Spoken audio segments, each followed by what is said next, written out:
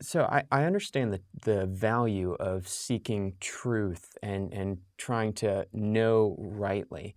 But is formal theology really the best way to go about doing this? I mean, can't we find truth and these sort of things through prayer and devotion?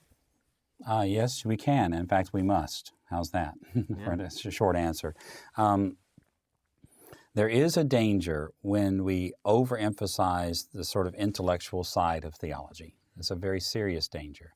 And because what we tend to do is look at the Bible, which is God's special revelation, and then start drawing all these implications from it and creating this really closed system where we are relying, and it's possible to do this, relying too much on the intellect. Now, I say that with hesitation because we live in a day today, at least in Western culture, where the intellect is sort of demoted.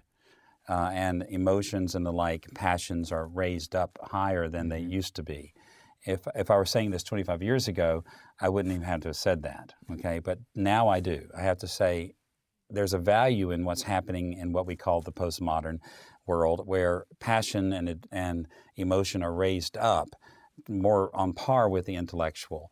But at the same time, when people begin to study theology and when they go to school and things like that for theology, they tend to be told that's really not what's important. What's important is the intellectual. So let me just talk about what the danger of the intellectual is. The danger of the intellectual approach is that you look at the Bible and you begin to then use your logical reasoning powers to sort of figure everything out. Okay. And the fact is that the Bible really only gives us very broad parameters of what we're to believe and what we're to do with our lives as Christians. And in order to get more than just broad parameters, what we tend to do in an intellectual model is sort of fill in the space between the parameters with logic, okay, with logical conclusions, with inferences. And that's where the arguments start happening. I mean, by and large, evangelical Christians don't disagree over that many parameters that the Bible sets. I mean, they do some, but basically we don't. But we start disagreeing over how you work this out in life, because some people are working it this way logically and other people are working it this way logically, and they end up at cross purposes, and that's where the struggles come. And I think a lot of that comes from the fact that we're not willing to draw from the other resources that God has given us. He has given us the Bible, His special revelation, which is authoritative in all things, and He's given us our intellect to work our way through the Bible by good and necessary deduction, we're told, is the way to do this. And that's fine. But the Bible also tells us that God reveals Himself in what we call general revelation. And that's the revelation of God in everything, including what you're talking about.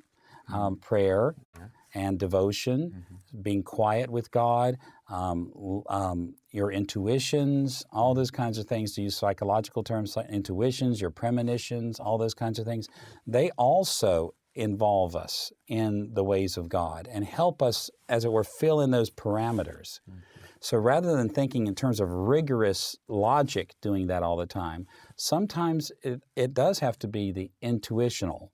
It has to be the feelings you have about things. We sometimes would say the leading of God, or we might sometimes say the convictions that we have. And you may not even be able to logically analyze all those convictions.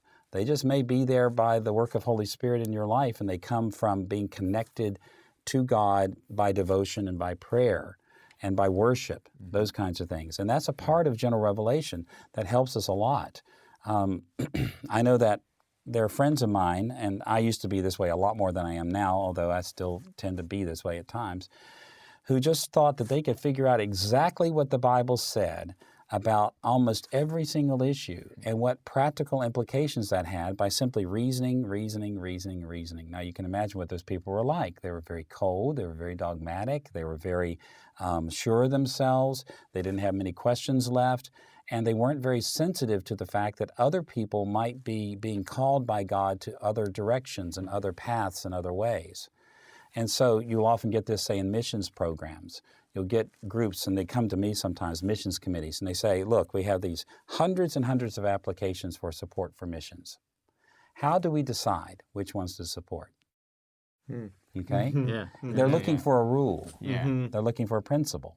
And they say, you know, Jesus tells us to do this, and he tells us to do this, and now help us figure out the logical way of analyzing and vetting out all these different things so we can throw these applications away and pick the right ones.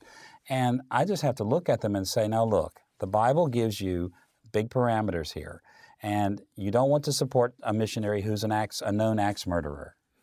Okay, that would be against the Bible. And sort of moving in a little bit, you can also see that God has brought these applications to you. So that should give them some priority since they're in your pot here that you're talking about. But ultimately, it's going to mean your committee has got to come to the point that you're on your knees before God and you're seeking the conviction or the leading or the intuition of Holy Spirit as to which of these has priority.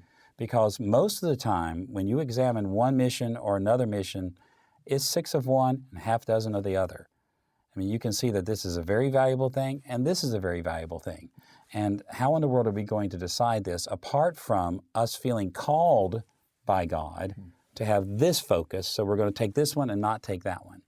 And that can only come as we devote ourselves to prayer and to solitude and fasting with the Lord.